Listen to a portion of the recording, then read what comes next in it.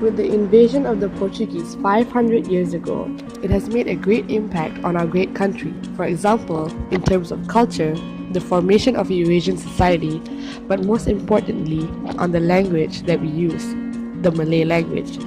Many of us may not know that some of the words that we use for our everyday conversation actually derives from the Portuguese language.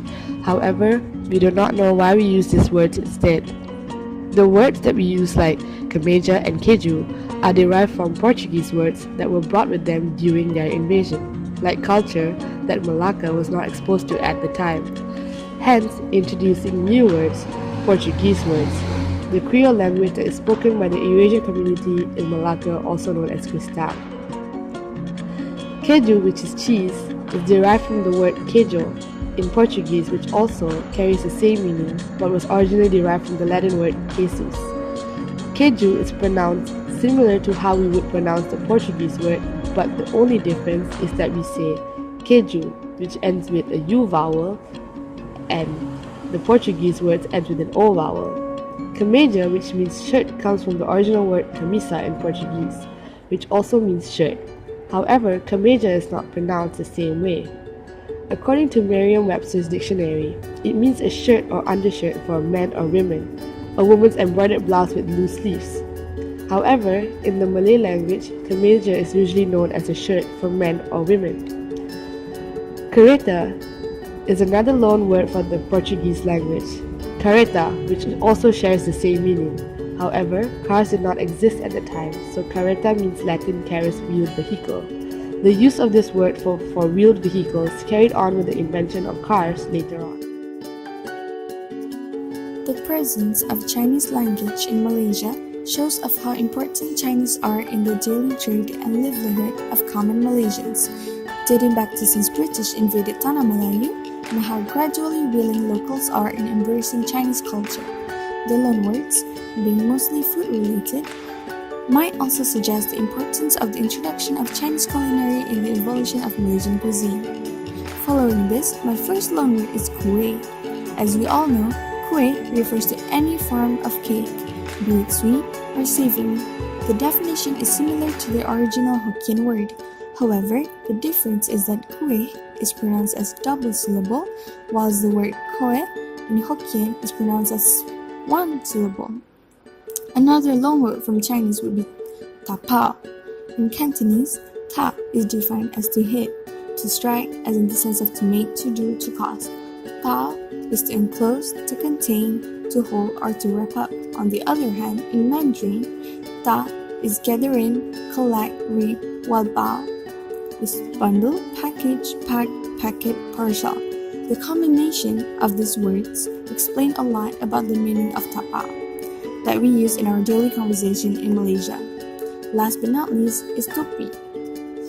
Originated from Hokkien, the word tau means head, while pi or ke means cover. The combination of these two words is defined as turban. This refers to turban or head wrap, which was worn by Hokkien men to hide their queue in their silent protest against Manchurian influence. Especially from Yemen, caused the language to be very close to Malay society's heart. As a result, many Arabic words were blended in their conversation. Subconsciously, the Malay community heard and used the Arabic language every day. Due to the lack of vocabulary and the need to create or find new words to represent a new object or concept, loaning happened. It is much easier to loan rather than to create a new word.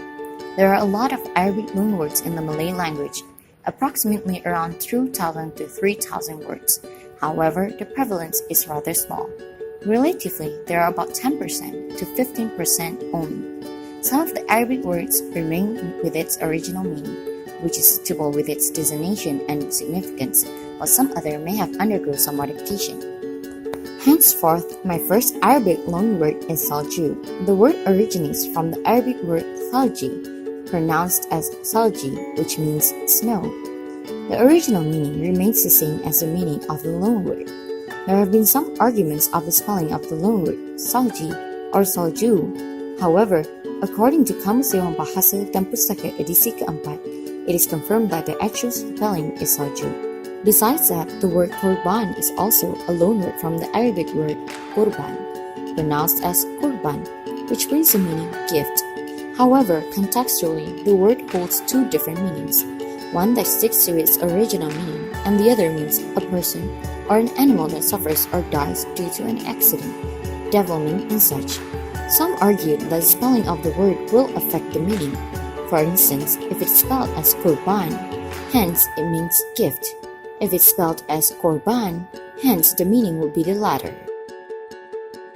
Finally, the third loanword is sedekah from the Arabic word sadaqah, pronounced as sadaqah, meaning sincerity.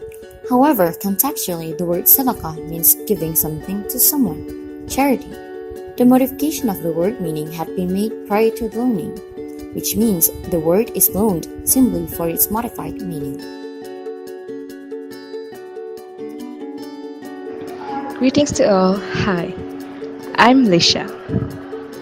Sanskrit is the primary liturgical and philosophical language of Hinduism, which also serves as the lingua franca in ancient and medieval South Asia.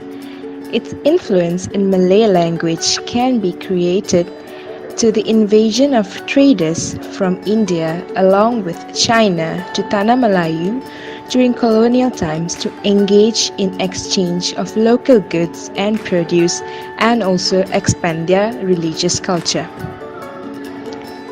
I'm going to explain on a few Malay loanwords from Sanskrit. Number 1, bidadari.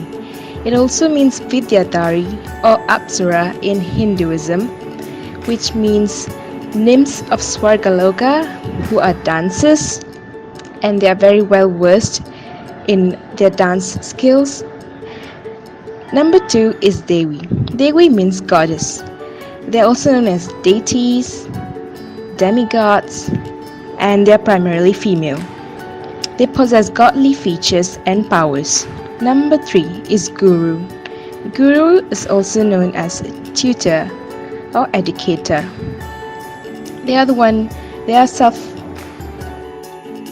Guru is a symbol of sacred emplacement of knowledge, and they are highly looked upon as the one who imbues knowledge. Thank you.